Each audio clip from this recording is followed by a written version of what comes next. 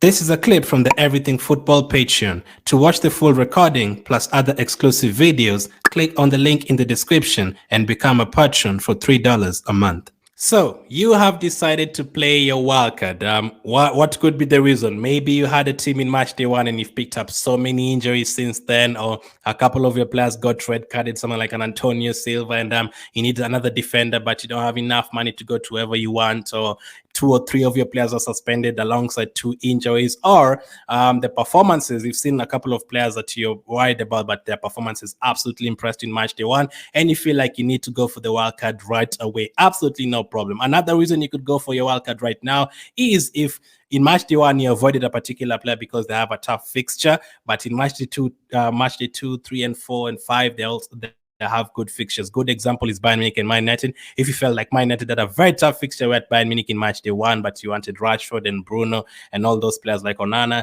and in match day 2 and 3 and 4, you feel like they have easier fixtures because they don't face Bayern Munich again until match day 6. Same applies to Bayern Munich. If you had avoided Bayern Munich players because you don't want to target teams playing against fellow big teams, but you've seen Sané's performance, you've seen Kane's performance, and against Copenhagen and against Galatasaray, you want to bring them in. That could be another reason for you to play your wildcard right now. So match day 1 fixtures are tough. Match day 2, 3, 4, 5 are easier.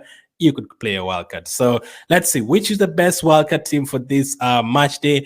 I will start with the defenders. I've like sat down for like few hours to look at this, like 4 or 5 hours to look at the best wildcard team according to their performances match day 1, according to upcoming fixtures, and also according to basically like midfielders and defenders, their ball recoveries, chances of keeping a clean sheet, all that. So let's get started with the defenders. And the defenders, the first pick, I have gone for Atletico Madrid. Let's go to Atletico Madrid defenders. Hermoso. Now you can always go for the likes of Jimenez and Molina, but I have gone for Hermoso because like he's picking up 6 ball recoveries per game. That is absolutely incredible.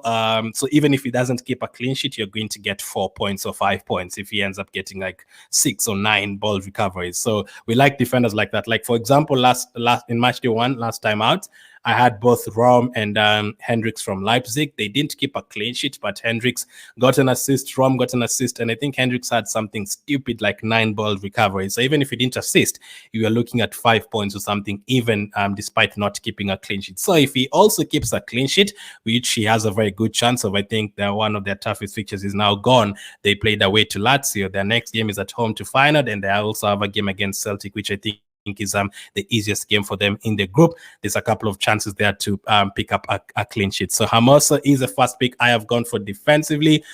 Second pick I have gone for Barcelona, another La Liga team. Let's go to Barcelona.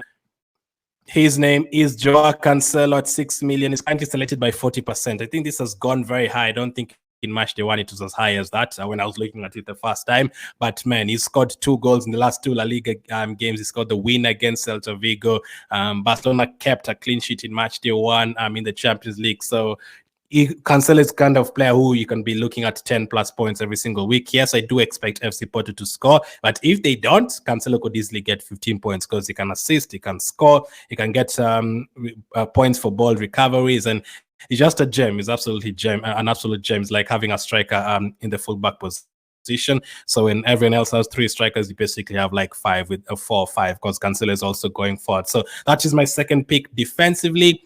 Third pick, I've gone to Bayern Munich, another expensive defender. I think it's worth it.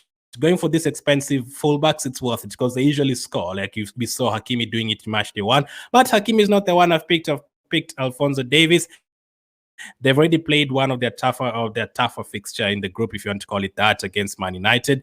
At home, they won 4-3. They conceded 3 goals. I think he only picked up 1 point. But from now on, they're avoiding Man United until match day 6. They'll have 2 games against Copenhagen, 2 games against Galatasaray. You could easily get like 3 clean sheets there at least. So Alphonso Davies is in my team as well. Match day for match day 2, match day 3 and 4 also.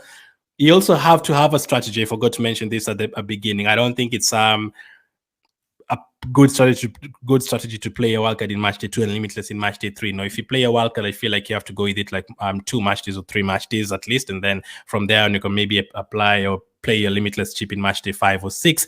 So Alphonso Davies is my third defender. Fourth defender, I am going back to Leipzig. I know they're playing against Man City, but as I said, Leipzig, David Rom, I watched him in the first game. I had him in my team. Like, he could easily have had like 4 assists in that game. He's taking corners, he's taking free kicks.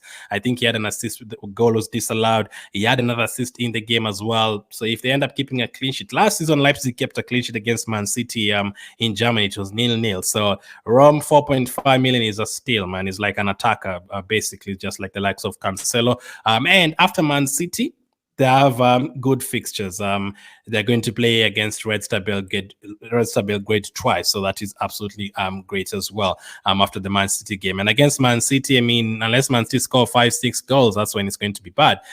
But if you look at the dates they are playing, they are going to play the second date. So depending on how your defenders do, or how your midfielders do, how your strikers do, you don't really have to bring him in. But I think it's still a good option. I can't see him getting like less than 3 points. So if it's a disaster, it's at least 3 points. I don't see him getting 1 point or 0 points unless a red card happens from nowhere. So that is my fourth pick in terms of defense. And then the final one, I've gone for an Arsenal defender. I avoided them in match day 1. I felt like PSV are going to score, but they looked very comfortable and against Lens, and then followed again up against Sevilla. The next fixtures, I can see them keeping at least 2 clean sheets. So Saliba 5.5 million and is currently selected by 12%, picked up 8 points in match day 1. So that is the full defense: Hermoso, Joao Cancelo, Davies, Rom, and Saliba. There's always other options you can go for if you prefer Hendricks from Leipzig. You do you, but for me, this is the best in terms of the wildcard team that will take you for a couple of match days. Someone like a Cancelo, they have Shakhtar next twice, so that is good for them. Also, he will be playing against Celtic twice in match day 3 and 4. Next up, a home game against Feyenoord. That is a good one as well. Saliba, Lens next away. Alphonso Davies, they've already played Man United. The next fixtures are great. And then Rome, the tough fixture against Man City. But after that, they have 2 fixtures back-to-back against Red Star Belgrade, which could be great for him.